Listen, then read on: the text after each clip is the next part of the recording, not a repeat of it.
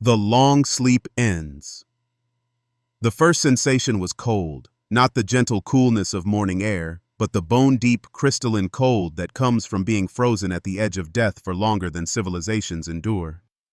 Commander Elena Vasquez felt consciousness creep back into her mind like water filling a dry riverbed, slow and uncertain at first, then rushing with overwhelming force. Her eyes opened to darkness punctuated by the soft blue glow of status indicators. The cryopod's interior was cramped, designed for efficiency rather than comfort. Through the transparent aluminum canopy, she could see the curved ceiling of what had once been the colony ship Perseverance. Emergency lighting cast everything in an eerie red glow, and she could hear the distant hum of life support systems working far beyond their intended lifespan. As the pod's revival sequence completed, Elena's training kicked in. She ran through the standard post-stasis checklist, testing her motor functions and cognitive responses. Everything seemed intact, though her body felt like it belonged to someone else. How long had she been under? The mission parameters called for a 50-year journey to Kepler 442b, but something felt wrong. The ship's systems had the worn, tired quality of machines that had been running far longer than designed. The pod hissed open, releasing clouds of preservation vapor into the stale air. Elena sat up slowly, fighting waves of nausea and disorientation. The command deck looked largely as she remembered it, but dust had settled on every surface, and several control panels showed the telltale signs of component failure over extended periods. "Computer, status report," she croaked, her voice barely recognizable after millennia of disuse. The ship's artificial intelligence responded with its familiar synthetic tone, but there was a subtle distortion that hadn't been there before. "Welcome back, Commander Vasquez. Current date, Standard Calendar Year 52247. You have been in cryogenic suspension for 50247 years, 3 months, and 17 days. The number hit her like a physical blow. 50,000 years. Earth's entire recorded history could fit into that time span twice over. Everything she had known, everyone she had loved, was not just gone, but had been gone for longer than human memory could comprehend. The weight of that realization threatened to crush her, but Elena Vasquez hadn't been chosen to lead humanity's most ambitious colonization mission because she broke under pressure. "Ship status," she managed. "Hull integrity at 62%, main engines offline, life support operating at minimal capacity, fusion reactor stable but operating at 18% efficiency, 10,000 personnel remain in cryogenic suspension in the lower decks, all readings nominal. 10,000 souls, all depending on her leadership in a situation no training could have prepared them for." Elena stood on shaking legs and made her way to the observation deck. What she saw through the reinforced viewport defied every expectation. The landscape outside was breathtaking and alien. Towering formations of what looked like living coral stretched toward a lavender sky, their surfaces rippling with bioluminescent patterns that pulsed in complex rhythms. The ground itself seemed to breathe, covered in a carpet of vegetation that shifted colors like a slow rainbow. 3 moons hung in the alien sky, each a different size and hue, casting overlapping shadows that created patterns of beauty beyond human imagination. But it was the figures moving among the coral structures that made her heart race. They were clearly intelligent beings, walking upright but with proportions that were definitely not human. From this distance, they appeared to be roughly human-sized, but with elongated limbs and heads that seemed to shift and flow like living liquid. Most remarkably, they moved in perfect synchronization, as if they were all part of some greater organism. As Elena watched, one of the beings approached the ship. It placed what might have been a hand against the hull, and suddenly the ship's communication system crackled to life. But instead of words, music filled the air. It was hauntingly beautiful, a complex harmony that seemed to convey meaning on levels deeper than language. Elena activated the external speakers. "This is Commander Elena Vasquez of the Earth Colonial Mission. Can you understand me?"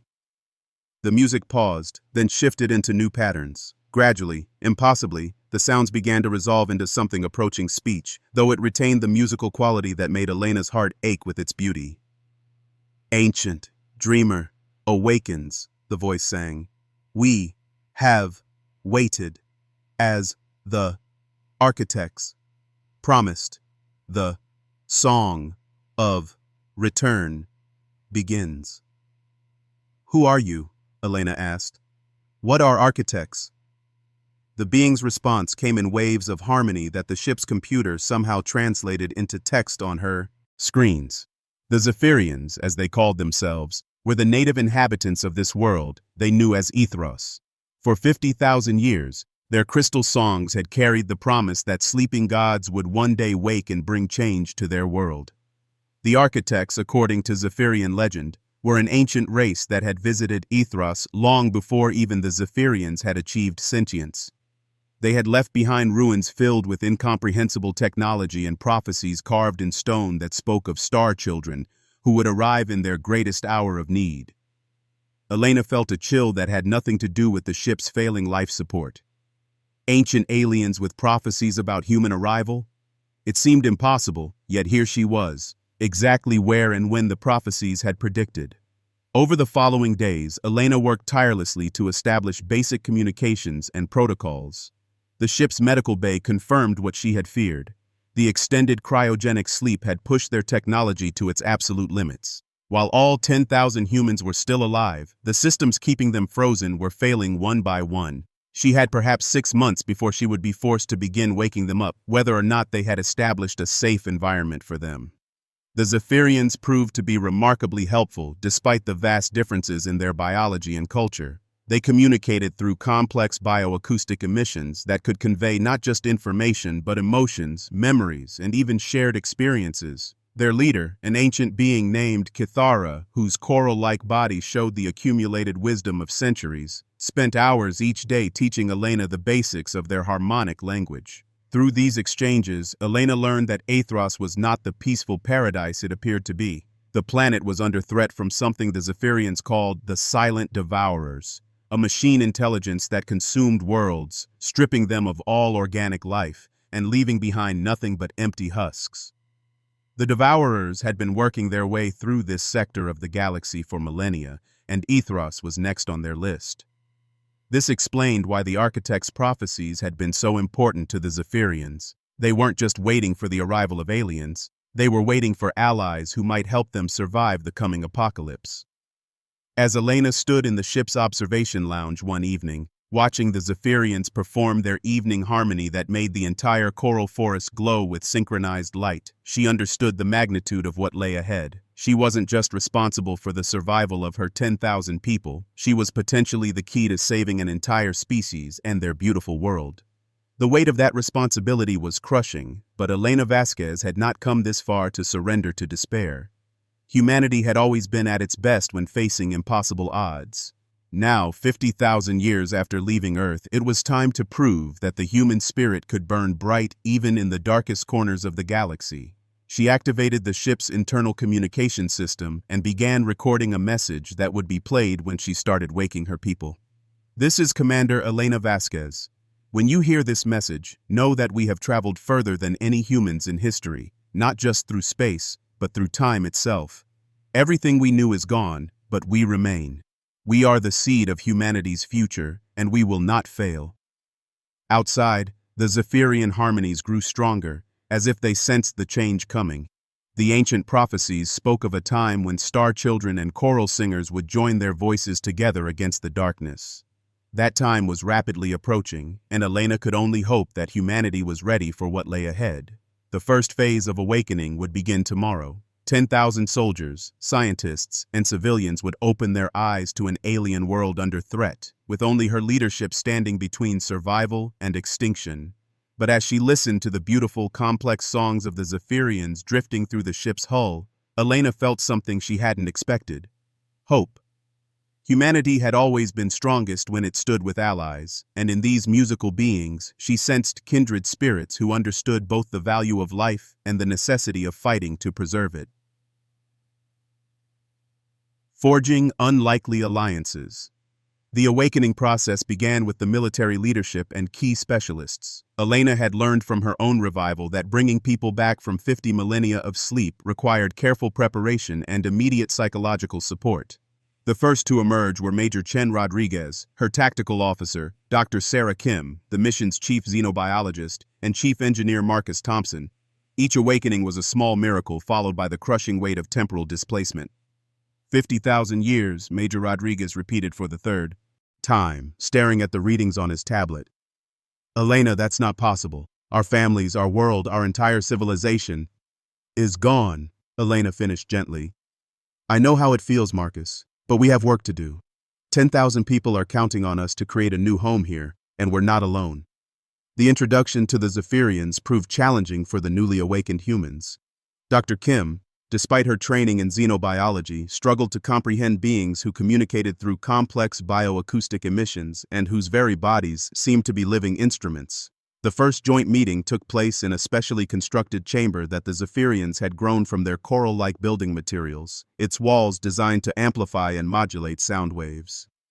Kithara, the Zephyrian elder, appeared as a flowing sculpture of living coral and crystal, her form shifting between solid and ethereal as she sang her greeting. The translation came through speakers the humans had rigged to convert the harmonic patterns into approximate English. Welcome, star children. Your arrival marks the beginning of the final movement in our world's great symphony. The silent devourers approach, and together we must compose a song of defiance that will echo across the galaxy. Dr. Kim stepped forward, her scientific mind already racing with questions. Elder Kithara, we need to understand more about these devourers. What exactly are they? How do they operate? The elder's response came in waves of sound that painted pictures in the listeners' minds. The devourers were machines, but machines evolved beyond anything humans had imagined. They didn't just destroy worlds, they consumed the very concept of life, leaving behind regions of space where organic matter could not exist. They had been expanding outward from the galaxy's core for millions of years, and their advanced scouts had already been detected in the outer system. Major Rodriguez studied the tactical implications. How long do we have? The deep songs speak of 3 cycles of the greater moon, Kithara sang. In your measurements, perhaps 6 months before their harvester ships arrive. 6 months to wake 10,000 people, establish a sustainable colony, and prepare for a war against an enemy that had been consuming worlds since before humans evolved. Elena felt the familiar pressure of command decisions that would determine not just human survival, but the fate of an entire planet. The integration process proved surprisingly smooth in some areas and challenging in others. Human technology and Zephyrian bioacoustics complemented each other in unexpected ways. Chief Engineer Thompson discovered that the Zephyrians' harmonic manipulation could enhance the efficiency of human energy systems by 30%. In return, human manufacturing techniques allowed the creation of acoustic amplifiers that could extend Zephyrian communication range across continents. Dr. Kim's xenobiological studies revealed that the Zephyrians were not just intelligent beings, but living instruments perfectly adapted to their planet's unique acoustic properties. Their coral-like bodies could resonate at frequencies that influenced everything from plant growth to weather patterns. Most remarkably, they were all connected through subsonic harmonics that allowed for near-instantaneous communication across vast distances. The first major breakthrough came when Dr. Kim realized that humans could learn to interface with the Zephyrian harmonic network. The process required extensive training and posed certain risks. Prolonged exposure to the deep harmonics could cause disorientation and even temporary loss of individual identity, but it offered unprecedented advantages in coordination and communication. Elena volunteered for the first human trials. The experience was unlike anything in human understanding. As the harmonic frequencies aligned with her brainwaves, she found herself aware of every Zephyrian on the planet. She could feel their emotions, share their memories, and understand their deep connection to Ethros itself. But more importantly, she could sense something else, a growing wrongness at the edge of the system, like a discordant note threatening to destroy the planet's entire symphony. The Devourers were coming, and they were bringing death itself.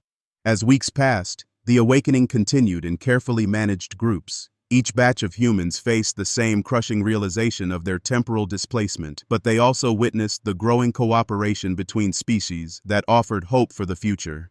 New Horizon Base, as the joint settlement came to be known, grew from the fusion of human engineering and Zephyrian bioarchitecture.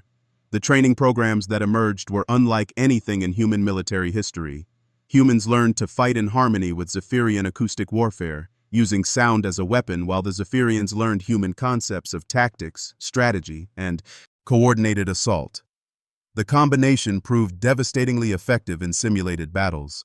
Lieutenant Maria Santos, one of the newly awakened Marines, stood in the training complex watching her squad work with a group of Zephyrian warriors. The aliens moved like living music, their attacks flowing in perfect rhythm, while her marines provided the structured backbone of disciplined fire and movement. It was beautiful and terrifying at the same time. "Commander," she reported to Elena during one of the daily briefings, "the integration is working better than anyone expected. The Zephyrians are teaching us to fight like we're part of a larger organism, while we're showing them how to maintain individual initiative within coordinated tactics. It's like we were meant to fight together." Elena nodded, reviewing the tactical reports. The combined human-Zephyrian forces were impressive, but they would be facing an enemy that had conquered countless worlds. They needed every advantage they could develop. The answer came from an unexpected source. Dr. Kim's exploration of the ancient architect ruins had revealed technology so advanced, it seemed like magic. The architects had left behind not just prophecies but weapons and defenses designed specifically to combat machine intelligences like the Devourers. The most promising discovery was what the Zephyrians called the Heart of Harmony, a massive crystalline structure buried deep beneath ethos that could amplify bioacoustic emissions on a planetary scale. The architect's records indicated it had been used once before, millions of years ago, to repel an invasion of machine entities remarkably similar to the Devourers. But activating the Heart of Harmony would require perfect coordination between every Zephyrian on the planet and a human operator who could survive the massive harmonic feedback. Elena knew without being told that she would be that operator, and that the process would likely be fatal. As the final groups of humans emerged from cryosleep, Elena stood on the observation deck of New Horizon Base, looking out at a sight that would have been impossible to imagine 6 months earlier. Humans and Zephyrians worked side by side, their children played together despite vast biological differences, and above it all, the combined harmonies of two species created music that made the very air shimmer with possibilities. Major Rodriguez joined her at the observation window. "Long-range sensors are picking up gravitational distortions at the edge of the system," he reported quietly. "The Devourers are ahead of schedule. They'll be here within the month." Elena nodded, her expression calm despite the magnitude of what they faced. "Then we'd better make sure we're ready to give them a welcome they'll never forget." Outside, the evening harmony began as it did every day, but tonight it was different. Tonight, human voices joined the Zephyrian song for the first time, adding new melodies and rhythms to an ancient composition. The sound that rose from New Horizon Base was neither fully human nor fully Zephyrian, but something entirely new. The music of two species united in their determination to survive.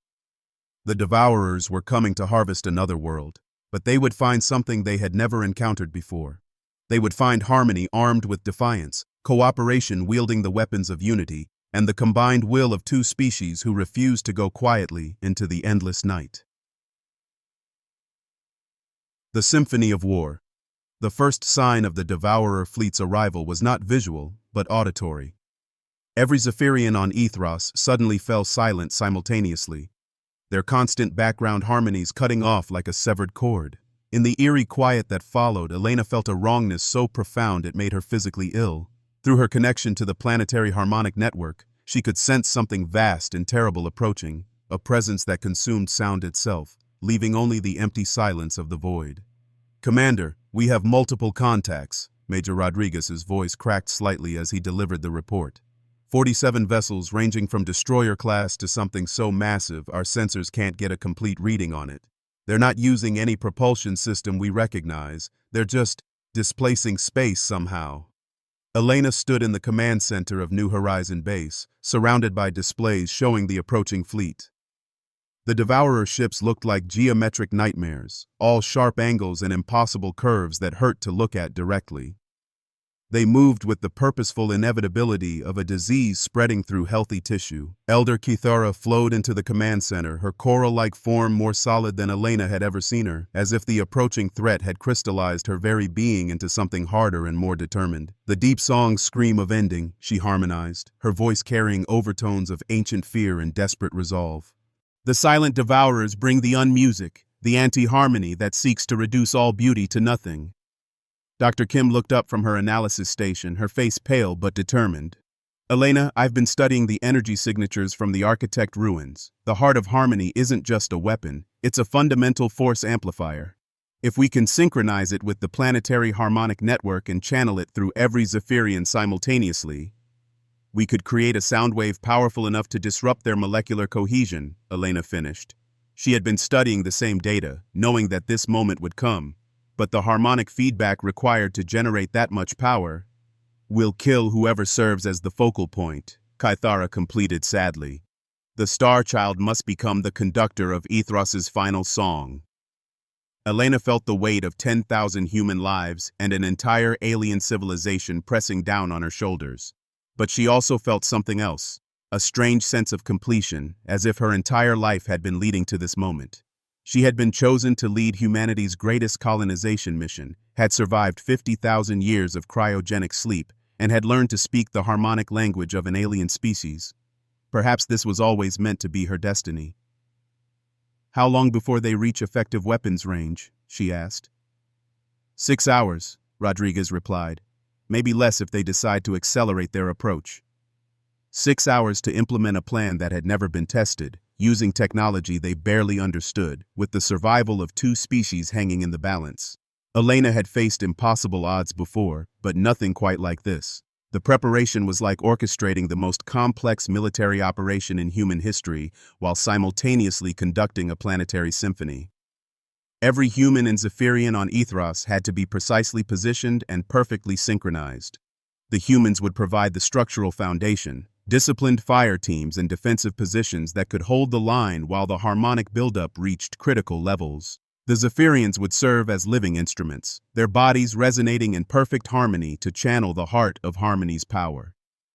As the hours counted down, Elena made her way through New Horizon Base, speaking with her people one final time. She found Lieutenant Santos checking her squad's equipment, the young Marine's hands steady despite the magnitude of what they faced. "Ma'am," Santos saluted as Elena approached. "The Marines are ready. We all understand what this means, and we're honored to serve with you." Elena returned the salute, then surprised the lieutenant by extending her hand. "It's been an honor to serve with all of you. Humanity came to the stars to find a new home, and we found something better. We found a cause worth dying for." Similar conversations took place throughout the base. Dr. Kim was making final adjustments to the harmonic amplifiers, her scientific mind still working even as tears streamed down her face. Chief Engineer Thompson was calibrating the power systems that would channel energy to the heart of harmony, his usual gruffness replaced by quiet determination. But it was her conversation with Major Rodriguez that Elena would remember most clearly. Her old friend and tactical officer stood at the command center's main display, watching the Devourer fleet's inexorable approach. "You know, Elena," he said without turning around, "when we left Earth, I thought our biggest challenge would be building farms and establishing trade routes. I never imagined we'd end up conducting an interstellar orchestra in a battle for the soul of the galaxy." Elena stood beside him, watching the enemy ships grow larger on the display. "Maybe that's what makes us human, Marcus. We adapt. We find beauty even in the darkest places, and we never stop fighting for what matters." The battle began with the Devourers attempting to land harvester units on Ethros's surface. The massive mechanical constructs dropped through the atmosphere like falling stars, each one designed to strip entire continents of organic matter. But they met resistance unlike anything in their programming. Human Marines armed with weapons enhanced by Zephyrian bioacoustics opened coordinated fire on the landing sites. Their shots were guided not just by targeting computers, but by the harmonic network that allowed perfect coordination across the entire battlefield. At the same time, Zephyrian warriors used focused sound waves to disrupt the harvesters' mechanical systems, their songs carrying frequencies that caused metal to fatigue and electronic circuits to fail. The first wave of harvesters fell, but they were just the beginning. The main Devourer fleet moved into high orbit and began systematic bombardment of the planet's surface. Their weapons fired not projectiles but pure entropy, beams of concentrated negation that erased matter at the molecular level. Elena stood at the focal point of the heart of harmony, deep beneath Ethros's surface in the ancient architect chamber. The crystalline structure around her pulsed with building energy as thousands of Zephyrians across the planet began their final harmony. Through the network she could feel every one of them, their fear, their determination, their absolute trust in her leadership. The harmonic buildup was unlike anything she had ever experienced. Sound became visible, waves of pure force rippling through the chamber walls. Her human nervous system screamed in protest as frequencies beyond normal perception flooded her consciousness. But she held on, serving as the conductor for a planetary orchestra performing a song that could shatter worlds. Above ground, the battle reached its crescendo. Human defenders fought with desperate courage while Zephyrian harmonics created shields of solid sound that deflected the Devourer's entropy weapons. But the enemy's numbers were overwhelming, and their mechanical precision was gradually wearing down the combined defenses. That's when Elena released the Heart of Harmony's full power.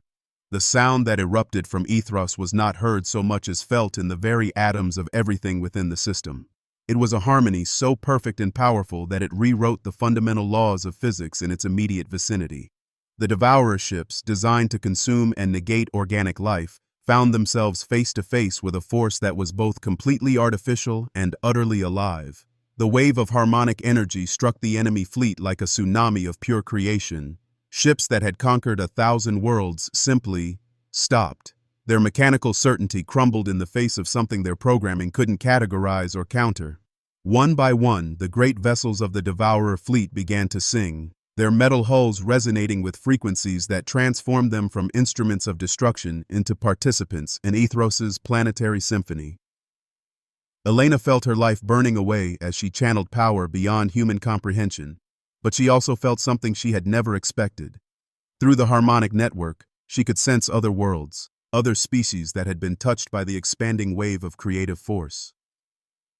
The Heart of Harmony wasn't just a weapon, it was a beacon, calling out to every corner of the galaxy with a message of hope and resistance. As the Devourer fleet fell silent and drifted powerlessly in orbit, Elena's consciousness began to fade, but her last sensation wasn't pain or fear, it was the sound of voices answering Ethros's call. Human voices from hidden colonies scattered across the galaxy, alien harmonies from species she had never imagined, all joining together in a growing chorus that proclaimed one simple truth: life would not surrender to the silence. Elena Vasquez died as she had lived, in service to humanity and its allies, but her sacrifice had accomplished something unprecedented. The Heart of Harmony's activation had sent ripples across space-time, awakening not just the scattered remnants of human civilization, but species throughout the galaxy who had been hiding from the Devourer menace. In the days that followed, New Horizon Base became the center of a growing network of resistance. Ships began arriving from across the galaxy, human vessels that had received Elena's final broadcast, alien species who had felt the harmonic call to unity, and even some converted Devourer ships whose AI systems had been transformed by exposure to the creative force. Major Rodriguez, now bearing the weight of command, stood in the renamed Elena Vasquez Memorial Command Center, watching the growing fleet in orbit. Dr. Kim had survived and was working with representatives from dozens of species to understand and replicate the harmonic technologies. Chief Engineer Thompson was overseeing the construction of new ships that combined the best of human engineering with alien innovations. The Zephyrians, though deeply mourning the loss of their human conductor, had found their own voices strengthened by the experience. Their harmonies now carried new complexities and frequencies that they taught to willing students from across the galaxy. But perhaps the most important development was the arrival of other human colony ships, vessels that had been drifting through space for millennia, their passengers in cryogenic sleep, all drawn by Elena's final message. Humanity was no longer a scattered remnant, but a reunited people with a new purpose and powerful allies. The galaxy was vast, and there were other threats beyond the Devourers. But for the first time in 50,000 years, the children of Earth were not alone. They had found their place among the stars not as conquerors or refugees, but as teachers of an ancient truth, that the greatest strength comes not from domination, but from harmony. Not from silence, but from the courage to sing even in the darkest night. Elena Vasquez had awakened to find humanity's past destroyed, but her sacrifice had ensured that humanity's future would be written in harmony with allies she could never have imagined. The last human commander had become the first conductor of a galactic symphony that would echo through the cosmos for millennia to come.